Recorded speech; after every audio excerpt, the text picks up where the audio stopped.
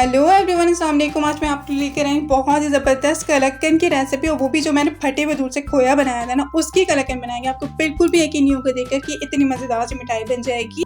खोए का link description में मौजूद है, तो वो आप वहाँ से देख लीजिएगा। Let's start. बिस्मिल्लाहिर्रहमानिर्रहीम। 1 टेबलस्पून मैंने घी डाला है पैन में। अगर आपके पास देसी घी हो तो उसमें ज़रूर बनाएगा, बहुत ही ज़बरदस्त मिठाई बनती है। 2 से 3 इलायची मैंने इसमें डाली है, हरी इलायची जो होती है। आप इलायची पाउडर भी इसमें डाल सकते हो। तो मैंने खोया डाल दिया था इसमें, जो कि 1 कप के करीब है। उसको अच्छे से मिक्स करेंगे। दैन इसमें चले जाएगा 1/2 कप मिल्क। मिक्स करते रहिए इसे अच्छी तरह से। दैन इसमें मैं डाल रही हूँ चीनी टू टेस्ट, जितनी भी आपने डालनी। वैसे मैं 2 टेबलस्पून इसमें मैंने ऐड की थी, क्योंकि मैंने खोए में भी थोड़ी सी चीनी ऐड की थी। दैन इसे मिक्स करते रहेंगे कि चीनी जो है ना खोए के साथ अच्छी तरह से मिक्स हो जाए। Mix mix mix. अच्छा, सारे प्रोसीजर में ना आपको इसकी आँच जो है ना वो बिल्कुल लो रखनी है, वरना दूध जो है वो जल जाएगा, मिठाई अच्छी नहीं बनेगी। और इसको कंटिन्यूसली स्टर करते रहिए। अच्छा, अब ये खोए का जो पानी था, ये जो मिल्क जो है ना, ये ड्राई करना है हमने। इतनी देर इसको कुक करते हैं। यहाँ पे देखिए थोड़ा सा ड्राई होना शुरू हो गया है। बस आपने इसको मुस्तकिल स्टर करते रहना है। तकरीबन कम से कम इससे 10 से 15 मिनट में मिठाई रेडी हो जाती है।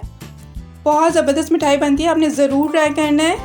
अच्छा, आप देख रहे हो अभी ये पानी जो है ना इसका ड्राई होना शुरू हो चुका है। अच्छा, इस पॉइंट पर ना मैं इलायची जो थी ना वो सारी मैं निकाल दूँगी, क्योंकि इलायची मुँह में आती है ना तो बहुत बुरा लगता है। इसलिए अगर आपके पास इलायची पाउडर है तो वो आप इसमें ऐड कर दीजिएगा। अच्छा, दैन मैं इसके फ्लेवर को बढ़ाने के लिए मैंने 2 टेबलस्पून इसमें ड्राई मिल्क ऐड किया है। आपके पास कंडेंस मिल्क है तो वो भी आप 2 टेबलस्पून इसमें ऐड कर दीजिएगा। अच्छी तरह से इसको मिक्स करने से बहुत अच्छा फ्लेवर आ जाता है। मिक्स करते रहेंगे, ये दानेदार हो जाए, पैन से हटने लगेगा ना, तो इसका मतलब है कि हमारा ये जो मिठाई है कलाकंद की, ये रेडी हो चुकी है। और दिखने से भी आपको लग रही होगी दानेदार सी। अच्छा, इस पॉइंट पर मैं इसमें कलर है मेरे पास ग्रीन कलर, वो मैं इसमें ऐड कर रही हूँ, ताकि बिल्कुल देखने में ना अच्छी लगे और बाजार जैसी लगे। अगर आपके पास हो तो आप ऐड कर दीजिएगा, अदरवाइज आप इसको स्किप कर दीजिएगा। फ्यू ड्रॉप्स मैंने इसमें ऐड किए हैं। इसको अच्छे से मिक्स कर लेंगे। ड्राई फ्रूट्स अगर आप डालना चाहें तो वो भी इस पॉइंट पर आप इसमें ऐड कर सकते हैं। तो रेडी हो चुकी है हमारी कलाकंद। दैन इसको हम सेट करने के लिए रख देंगे किसी भी, आपके पास कोई ट्रे हो गहरी सी, जिसमें ये मिठाई के शेप में ये आ सके आराम से, आपको देख लीजिएगा।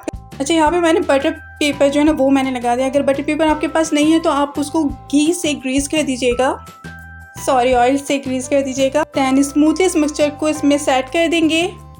अच्छा, मैं थोड़ी सी बना रही हूँ तो इस तरह से मैंने इसको रखा है। इसको हाफ हिस्से में मैंने रखा है ताकि स्क्वायर शेप में आ जाए। जब हम इसको ठंडा करके निकालेंगे, कट करेंगे, तो स्क्वायर शेप में ही आ जाए।